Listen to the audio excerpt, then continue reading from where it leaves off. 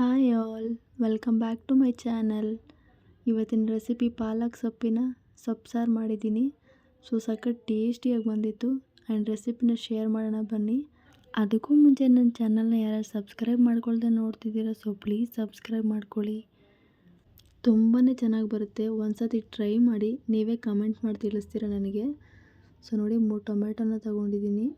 ಈ ಕಡೆ ಬಂದರೆ ಹೆಸರು ಕಾಳು ಹಾಕಿದ್ರೆ ಅದ್ರ ಟೇಸ್ಟೇ ಚೇಂಜ್ ಆಗುತ್ತೆ. ಒಂದು ಸತಿ ಹೆಸರು ಕಾಳು ಹಾಕ್ಬಿಟ್ಟು ಪಾಲಕ್ ಸಾಂಬಾರನ್ನ ಮಾಡಿ ನೋಡಿ.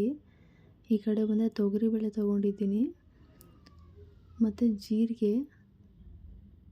ಇಲ್ಲಿ ನಾಟಿ ಈರುಳ್ಳಿ ತೊಗೊಂಡಿದ್ದೀನಿ. ನಿಮ್ಮ ಹತ್ರ ನಾಟಿ ಈರುಳ್ಳಿ ಅಂದರೆ ದೊಡ್ಡ ಈರುಳ್ಳಿನ ತೊಗೊಳ್ಳಿ. ನಾಟಿ ಈರುಳ್ಳಿ ಇತ್ತು, ಹಾಗಾಗಿ ಸೇರಿಸ್ಕೊಂಡಿದ್ದೀನಿ. ರುಚಿ ಚೆನ್ನಾಗಿ ಬರುತ್ತೆ. ಬೆಳ್ಳುಳ್ಳಿ, ನಿಮ್ಮ ಖಾರಕ್ಕೆ ತಕ್ಕಂತೆ ಹಸಿಮೆಣಸಿನ್ಕಾಯಿ ಮತ್ತು ಬೇಳೆಗಳೆಲ್ಲ ಚೆನ್ನಾಗಿ ತೊಳೆದು ಕುಕ್ಕರ್ಗೆ ಸೇರಿಸ್ಕೊಂಡಿದ್ದೀನಿ. ಇದಕ್ಕೆ ನಾವು ತೊಗೊಂಡಿದ್ನೆಲ್ಲ ಪ್ಲೇಟಲ್ಲಿ ಟೊಮೆಟೊ, ಈರುಳ್ಳಿ, ಬೆಳ್ಳುಳ್ಳಿ, ಜೀರಿಗೆ ಎಲ್ಲನೂ ಸೇರಿಸ್ಕೋಬೇಕು. ತುಂಬಾ ಚೆನ್ನಾಗಿ ಬರುತ್ತೆ. ಹೆಸರು ಕಾಳು ಹಾಕಿದ್ರೆ, ಪಾಲಕ್ ಸೊಪ್ಪು ಹೀಟ್ ಅನ್ನೋರು ಹೆಸರು ಕಾಳನ್ನ ಸೇರಿಸ್ಕೊಂಡ್ರೆ ಅದು ಬ್ಯಾಲೆನ್ಸು ಆಗುತ್ತೆ, ಟೇಸ್ಟು ಚೆನ್ನಾಗಿ ಬರುತ್ತೆ. ಒಂದು ಸತಿ ಟ್ರೈ ಮಾಡಿ. ಮತ್ತು ಒಂದೊಂದೇ ಎಲ್ಲ ಸೇರಿಸ್ಕೊಂಡಿದ್ದೀನಿ. ನಂತರ ಪಾಲಕ್ ಸೊಪ್ಪು ಒಂದು ಕಟ್ ತೊಗೊಂಡಿದ್ದೀನಿ. ಚೆನ್ನಾಗಿ ತೊಳೆದು ಕುಕ್ಕರ್ಗೆ ಸೇರಿಸ್ಕೊತಾ ಇದ್ದೀನಿ. ಈ ಪಾಲಕ್ ಸೊಪ್ಪು ಹೆಲ್ತಿಗೆ ತುಂಬಾ ಒಳ್ಳೆಯದು. ಇದಕ್ಕೆ ರುಚಿಗೆ ತಕ್ಕಷ್ಟು ಉಪ್ಪನ್ನ ಸೇರಿಸ್ಕೊತಾ ಇದ್ದೀನಿ. ನಂತರ ನೀರನ್ನ ಸೇರಿಸ್ಕೊಳ್ಳಿ. ಸೊ ಕಡಿಮೆ ಕ್ವಾಂಟಿಟಿಲ ನೀರನ್ನ ಸೇರಿಸ್ಕೊಳ್ಳಿ. ಸೊಪ್ಪು ಯಾವತ್ತೂ ಬೆಂದರೆ ಒಳಗಡೆ ಹೊರ್ಟೋಗುತ್ತೆ. ತುಂಬ ನೀರು ಹಾಕ್ಕೊಂಬಿಟ್ರೆ ಸಾಂಬಾರು ನೀರಾಗಿ ಹೋಗುತ್ತೆ. ಸೊ ಕಡಿಮೆ ನೀರು ತೊಗೊಳ್ಳಿ. ಪಾಲಕ್ ಸೊಪ್ಪು ಮಕ್ಕಳ ಹೆಲ್ತಿಗಾಗಲಿ ನಮ್ಮ ಹೆಲ್ತಿಗಾಗಲಿ ತುಂಬಾ ಒಳ್ಳೆಯದು. ನಾನು ಇದನ್ನು ಬೇಯಿಸ್ಕೊಂಡಿರ್ತೀನಲ್ಲ, ಆ ಸೊಪ್ಪನ್ನೇ ಸ್ವಲ್ಪ ತೊಗೊಂಡು ಮಕ್ಕಳಿಗೆ ಇಟ್ಬಿಟ್ಟಿರ್ತೀನಿ. ಸೊ ಅವ್ರು ತಿನ್ಕೋತಾರೆ. ಸಾಂಬಾರು ಕಡಿಮೆ ತಿಂತಾರಲ್ವ, ಹಾಗಾಗಿ ಇಲ್ಲಿ ಕುಕ್ಕರ್ನಲ್ಲಿ ಕ್ಲೋಸ್ ಮಾಡ್ತಾಯಿದ್ದೀನಿ. 2 ವಿಷಲ್ ಕೂಗಿಸ್ಕೊತಾ ಇದ್ದೀನಿ.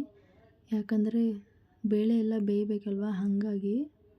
ಸೊ 2 ವಿಷಿಲಾಗಿ ಪ್ರೆಷರೆಲ್ಲ ಆರಿದ ನಂತರ ನೋಡಿ, ಈ ಥರ ಎಣ್ಣೆ ಪದಾರ್ಥನ ಕರಿತೀವಲ್ವ, ಆ ಸ್ಪೂನಲ್ಲಿ ಎತ್ಕೊಂಡ್ರೆ ನೀಟಾಗಿ ಬಂದುಬಿಡುತ್ತೆ.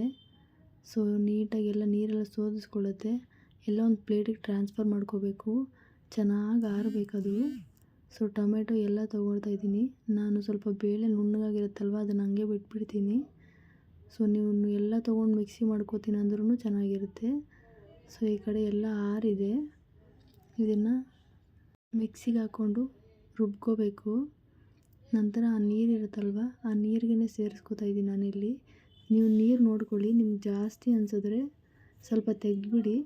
ಕೆಳಗಡೆ ಬೇಳೆ ಎಲ್ಲ ಇರುತ್ತಲ್ಲ, ಹಾಗಾಗಿ. ಈ ಕಡೆ ಬಂದರೆ ಒಗ್ಗರಣೆ ರೆಡಿ ಮಾಡ್ಕೋತಾ ಇದ್ದೀನಿ.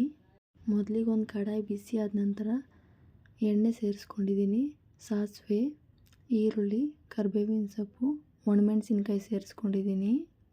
ಇದೆಲ್ಲ ಎಣ್ಣೆಲಿ ಬಾಡಿದ ನಂತರ ನಾವು ಸೊಪ್ಪನ್ನ ರುಬ್ಬಿರ್ತೀವಲ್ಲ, ಅದನ್ನು ಸೇರಿಸ್ಕೊಂಡಿದ್ದೀನಿ. ಸೊ ನೋಡಿ, ಎಣ್ಣೆಲೇ ಸ್ವಲ್ಪ ಫ್ರೈ ಆಗಲಿ. ನಿಧಾನವಾಗಿ ಸ್ಲಿಮ್ಮಲ್ಲಿ ಇಟ್ಕೊಳ್ಳಿ ಗ್ಯಾಸ್ನ. ಈಗ ನೀರು ನಾವು ಕುಕ್ಕರಲ್ಲಿ ಇಟ್ಕೊಂಡಿರ್ತೀವಲ್ಲ, ಆ ನೀರನ್ನೇ ಸೇರಿಸ್ಕೊಂಡು ಚೆನ್ನಾಗಿ ಮಿಕ್ಸ್ ಮಾಡ್ಕೊಂಡಿದ್ದೀನಿ. ನೋಡಿ, ಸ್ವಲ್ಪ ಗಟ್ಟಿಯಾಗಿ ಇರಲಿ ಸೊಪ್ಪಿನ ಸಾರು, ಚೆನ್ನಾಗಿರುತ್ತೆ. ತುಂಬ ನೀರಾಗ್ಬಿಟ್ರೂ ಅಷ್ಟೊಂದು ಚೆನ್ನಾಗಿರಲ್ಲ. ಈ ಹದಕ್ಕೆ ತಂದರೆ ಚೆನ್ನಾಗಿರುತ್ತೆ. ತುಂಬಾ ಟೇಸ್ಟಿಯಾಗಿರುತ್ತೆ. ಹೆಸರು ಕಾಳನ್ನ ಬಳಸ್ಕೊಂಡು ಒಂದು ದಿವಸ ನೀವು ಪಾಲಕ್ ಸೊಪ್ಪು ಸಾರನ್ನ ಮಾಡಿ. ನೀವು ಪದೇ ಪದೇ ಈ ವಿಧಾನದಲ್ಲೇ ಮಾಡ್ತೀರಾ. ಸೊ ಇದಕ್ಕೆ ನಾನೇ ಗ್ಯಾರಂಟಿ.